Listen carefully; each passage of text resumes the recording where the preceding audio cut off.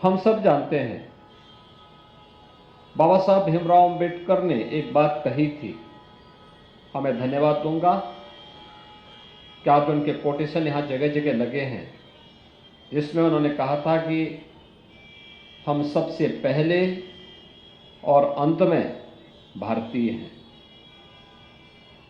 आज जब कुछ लोग भारत को कोसते हैं, भारतीयता का अपमान करते हैं, जाति के नाम पर समाज में खाई को चौड़ा करने का काम करते हैं, भाइयों बहनों, एक प्रकार से बाबा साहब भीमराव अंबेडकर जी का अपमान करते हैं। याद करिए कि बाबा साहब भीमराव अंबेडकर को भी लालच देने का कार्य हुआ था, लेकिन बिना झुके, बिना टिके वे भारत और भारतीयता के लिए कार्य करते रहे। और आज यही कारण है कि बाबा साहब भीमराव अंबेडकर से जुड़े हुए देश के अंदर हजारों की संख्या में स्मारक हैं। दुनिया में जहां कहीं भी जब भी किसी दबे कुचली समाज की आवाज को बुलंद करने की बात आती है तो लोगों के दिमाग में एक नाम बरबस आ पड़ता है, वह नाम आता है डॉक्टर बाबा साहब भीमराव अंबेडकर का नाम। पूरी दुनिया के अंदर हर वह दबा कुचला व्यक्ति अपनी आवाज को बुलंद करना चाहता है तो वह नाम वह स्मरण करता है बाबा साहब भीमराव अंबेडकर का। और बाबा साहब भीमराव अंबेडकर के निज सपनों को साकार करने के लिए केंद्र और राज्य सरकार अनेक कार्यक्रम कर रही है। बाबा साहब भीमराव अंबेडकर की पंच तीर्थों की स्थापना का कार्यक्रम हो, आदरणीय प्रधानमंत्री मोदी जी ने आने के बाद इन सभी कार्यक्रमों को आगे बढ़ाया। हमने समाज को जाति के आधार पर नहीं, हमने तो समाज को उसकी आवश्यकता के अनुरूप हर दलित, हर वंचित, हर गरीब, हर कमजोर व्यक्ति के साथ सरकार खड़ी है और सरकार उसको संबल प्रदान करेगी। इस दृष्टि से सरकार ने उसको अपना सहयोग देना प्रारंभ किया। 2014 के पहले एक सपना होता था आवास।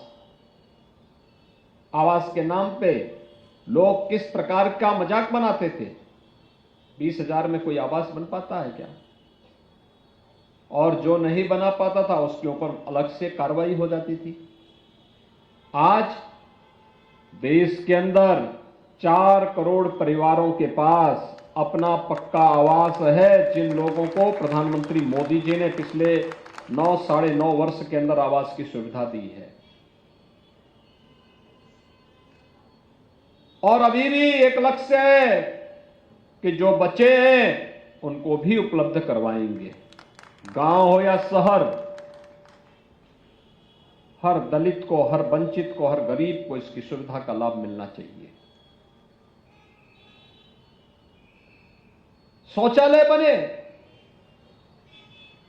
12 करोड़ परिवारों के लिए शौचालय के निर्माण का कार्य, मैला ढोने की कुप्रथा को पूरी तरह बंद करते हुए उसका उपचार था, उसका विकल्प था हम हर घर में शौचालय बनाए। यह कुप्रथा पर प्रहार तो था ही, लेकिन साथ साथ भाइयों बहनों,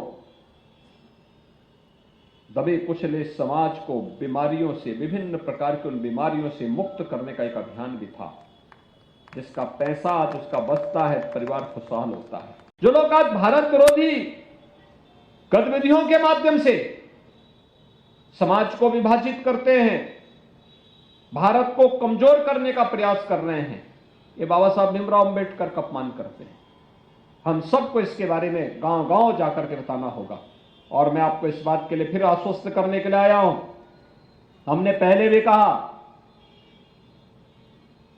कि सरकार हर गरीब के साथ, हर वंचित के साथ, हर दलित के साथ खड़ी है, उनको उनका अधिकार देने के लिए तैयार है। कोई मुसहर के बारे में पूछता था प्रदेश में? बनटांगिया के बारे में कोई पूछता था?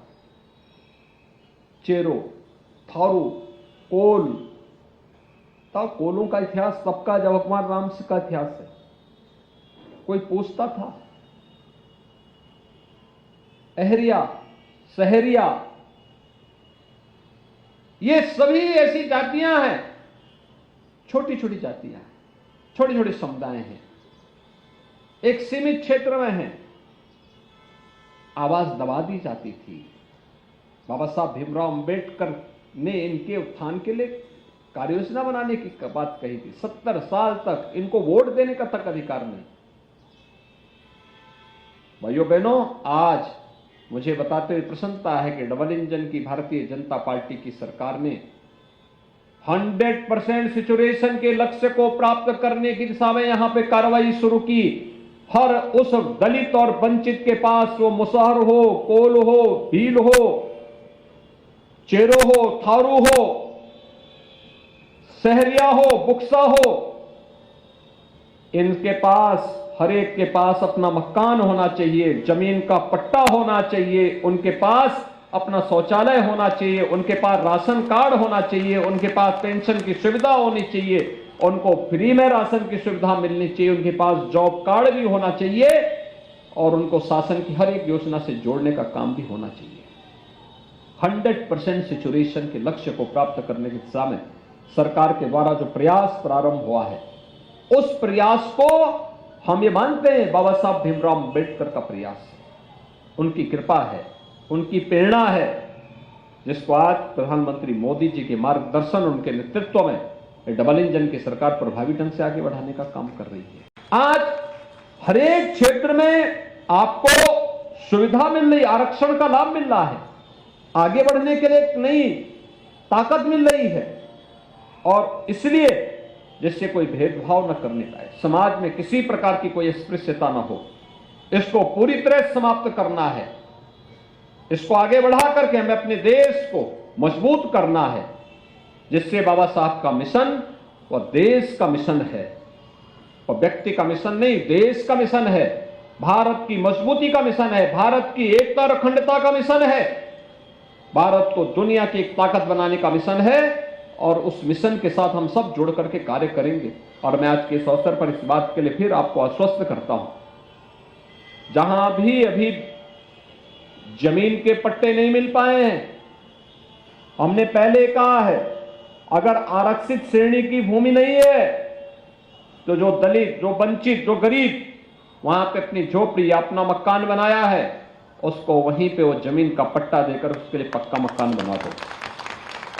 आरक्षित श्रेणी की है तो पहले उसे जमीन का पट्टा देकर उसका मकान बनाओ, तब उनको वहां से पुनर्वास करो।